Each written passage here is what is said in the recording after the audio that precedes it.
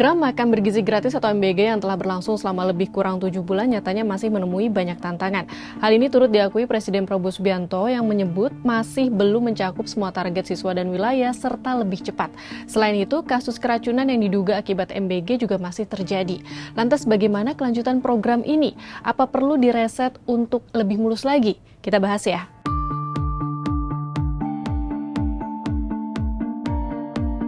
Saya dari kota Solo ke sini, rakyat di pinggir jalan, anak-anak sekolah, mereka teriak, "Pak, kami belum terima makan bergizi gratis.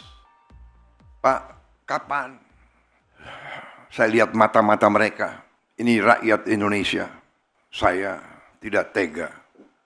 Baru hari ini 6,7 juta yang dapat makan bergizi. Anak-anak teriak, kita nggak mampu memberi lebih cepat.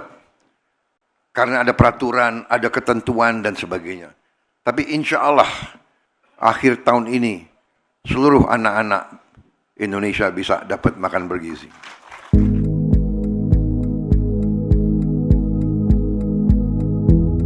Sejak Senin 21 Juli 2025, lebih dari 180 siswa SMPN 8 Kota Kupang, Nusa Tenggara Timur dirawat di rumah sakit berbeda.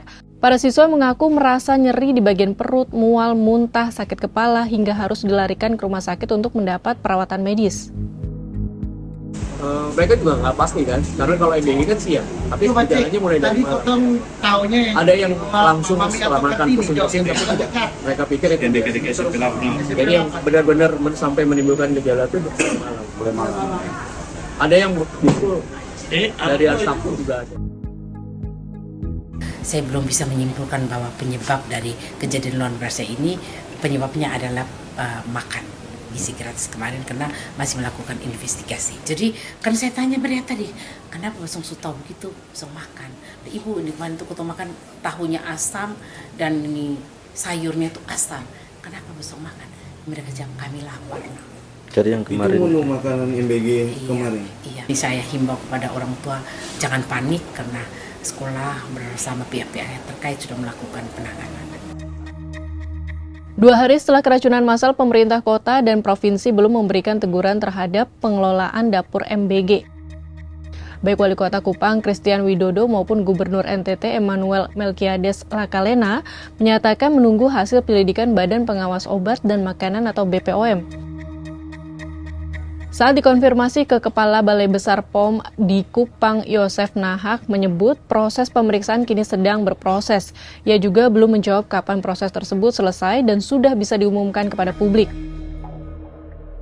Dalam catatan Kompas, persoalan dalam MBG sudah berulang kali terjadi di NTT di Kabupaten Sumba Timur, Pulau Sumba. Daging ayam yang dibagikan kepada siswa terlihat mentah karena masih ada darahnya. Ada juga helaian rambut yang ditemukan dalam kotak makanan. Terkait MBG, di satu sisi pemerintah memiliki komitmen untuk menjalankan program unggulan ini, namun harusnya tetap ada evaluasi dan perbaikan di sana-sini.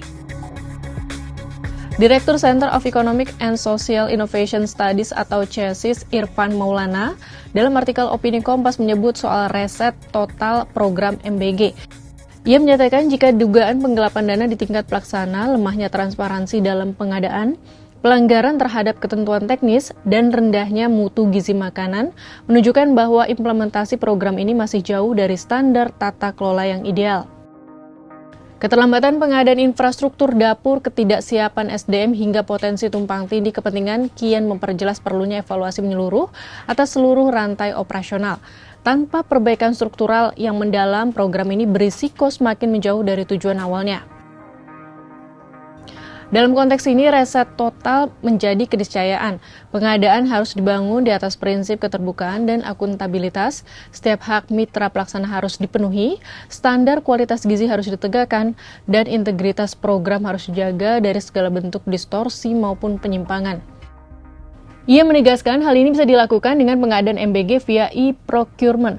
Pengadaan digital memastikan transparansi kontrak, pembayaran terlacak, dan pengawasan ketat sehingga mencegah sengketa seperti tunggakan atau dugaan penggelapan.